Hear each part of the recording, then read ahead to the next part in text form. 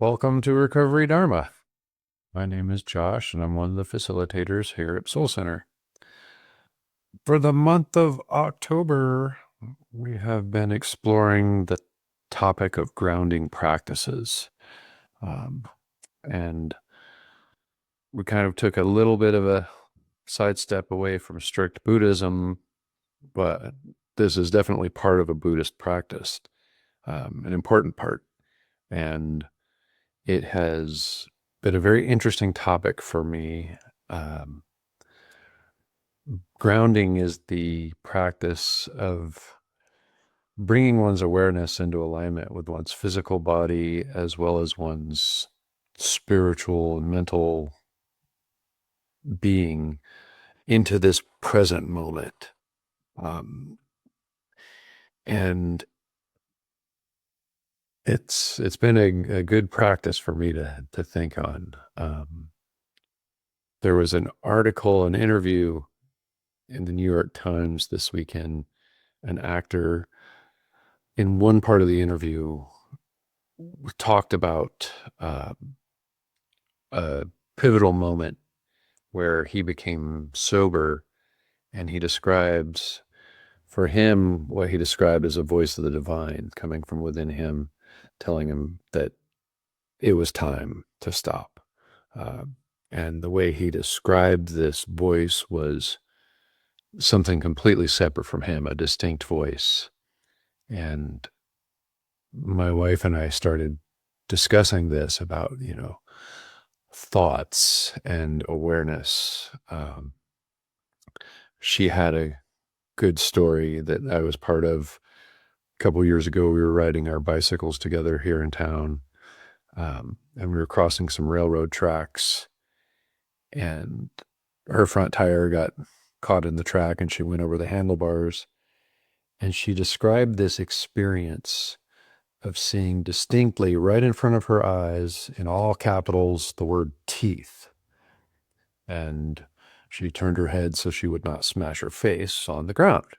And it, even with, the skinned knees and the bruises from the bicycle crash, she was more affected by this experience of seeing the word teeth as though it were written in front of her face. And so we were talking about that, and I was reflecting on an earlier meditation I did where I was talking about our thoughts not being us, which is something I've heard before. I think it's a pretty common, if not basic, concept in mindfulness, how we don't attach to our thoughts. And during this meditation, one of the members of this Sangha there in the room in Spokane shared that they didn't really buy into the whole idea of us being separate from our thoughts, which I thought was very interesting because I immediately agreed with that person. We're not separate from our thoughts. When I said in my meditation that night how you are not your thoughts, I realized afterwards, well, that's not entirely true, is it? What else is true, right, Julia? Um, and yeah, I think as human beings, we like to define things simply. If we can put it into a yes, no, black or white framework, that works really well for us. Those of us in this recovery community, we have lots of phrases and slogans that we like to use and simplifies things. But life is very complex. The universe is operating on levels that maybe black or white, yes, no answers don't work for. So uh, tonight I prepared a little meditation, and I'd like to go ahead and invite everybody to join us here. So without further ado,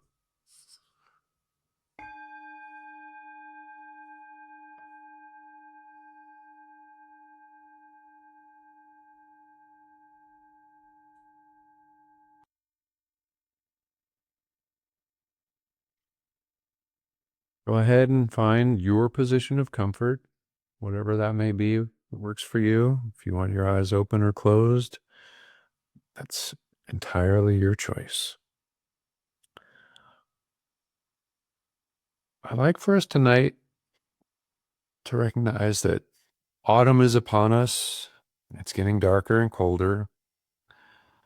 So let's imagine tonight that we're sitting outside in a cool night. The sky is clear. The moon has not risen yet. We're looking up at beautiful stars. We're safe.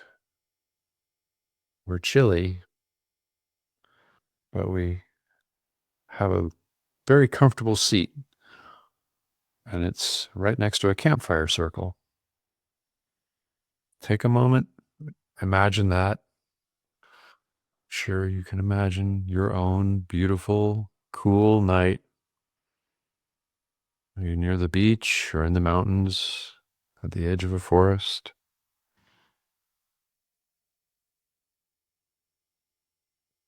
As you look at the campfire circle, you see in the middle there somebody has arranged kindling and tinder to prepare for a fire. Someone has gathered fallen branches for firewood and cut and stacked them neatly close at hand.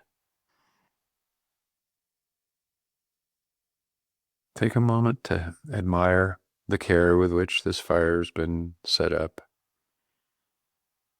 Feel the cold on your skin, the dark, the quiet,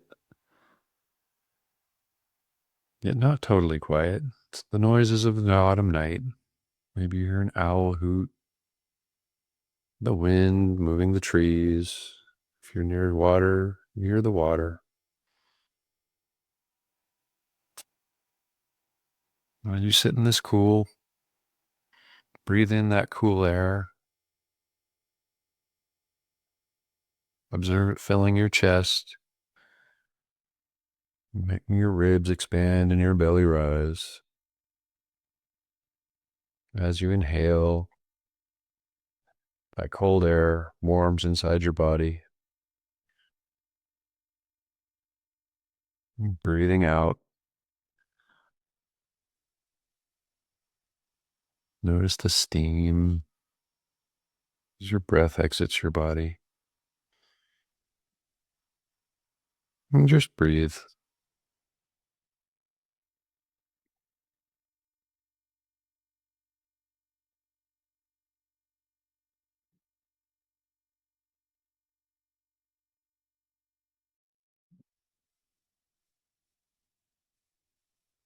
Now reach into your pocket,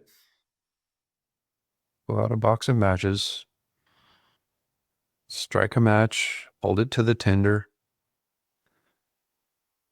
smell the sulfur of the match, and watch as the flame, when you bring it in contact with the tinder, the pile of kindling, how the small flame begins to grow. See some smoke rise, hear the crackle, start to feel warmth at your hand as the fire begins. As this small beginning of campfire starts, notice the physical sensations that come with this moment.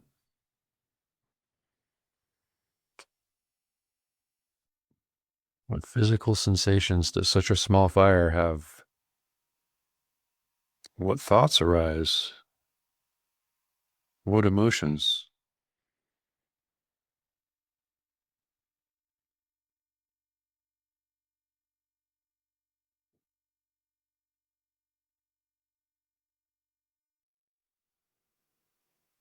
You observe sitting there as it starts to grow, that you're safe right here, right now. No need to think about what's going to happen tomorrow. No need to think about how you got here. You're here. Just breathe.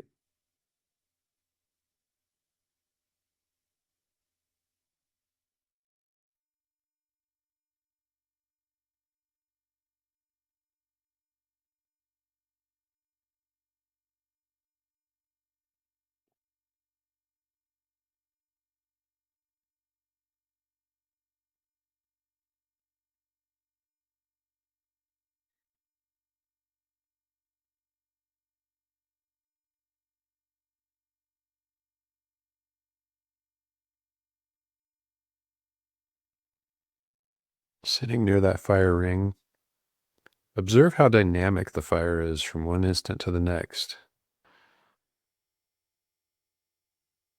Notice how the fire itself is fleeting, it's in motion. And consider how you're like that fire. You're not a static being. Instead, you continually shift, feelings, thoughts, and emotions dancing like those flames.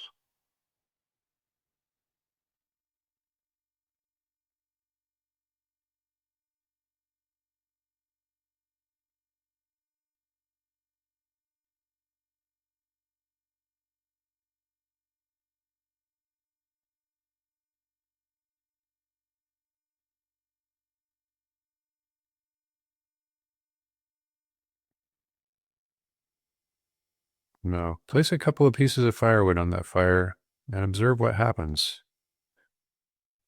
Those added branches cause the fire to grow. As it grows, you need to move your seat back to stay comfortable. It's just some branches. If you don't move, the warmth will become too much. When you move back where you're comfortable again, look into that fire and try to identify distinct elements. Can you? Look at the firewood, turns from solid to gas, to a flame that goes up, tapering off into vapors and smoke. All of it's the fire. It's not a stack of parts. Imagine trying for a moment to separate the light and the heat from a flame. They're two different things, but they are both part of the one.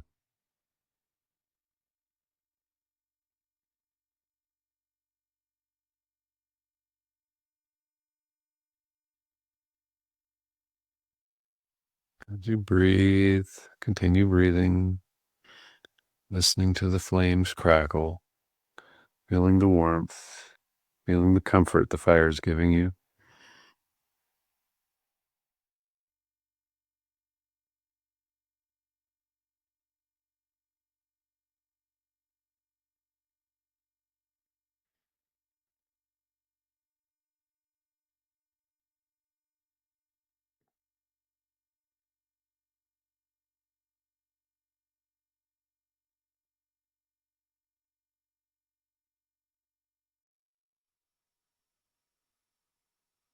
As you sit and breathe,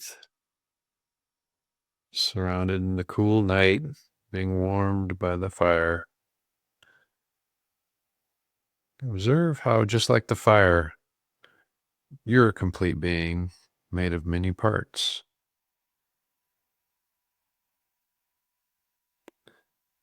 You're not your thoughts, but your thoughts are part of you.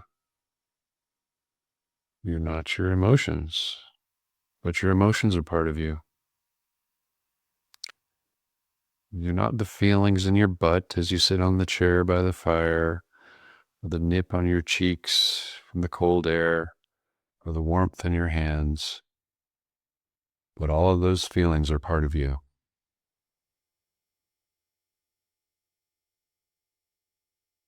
As you experience your feelings and your thoughts, and the sensations in your body, the stories, how you came to be here, right here and now. Recognize that all of these individual things are all just part of you.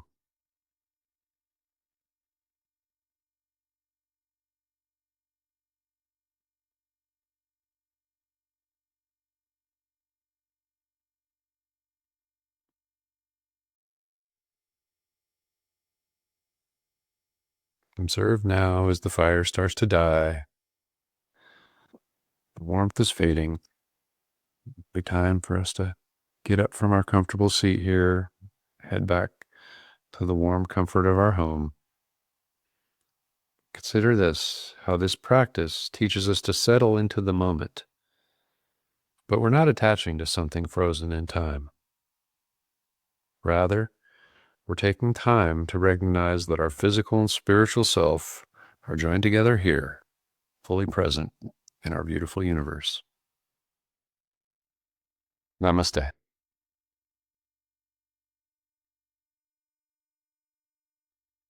Thanks for joining us tonight, everybody.